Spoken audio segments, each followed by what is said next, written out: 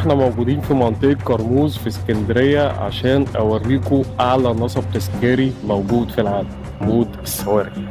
هو أثر روماني مصنوع من الحجر الجرانيت الأحمر، طوله 27 متر، وقيمة تخليدا للإمبراطور ديكاديانوس في القرن الثالث الميلادي، اللي أخمد الثورة اللي قام بيها في الإسكندرية القائد الروماني دوميتيانوس.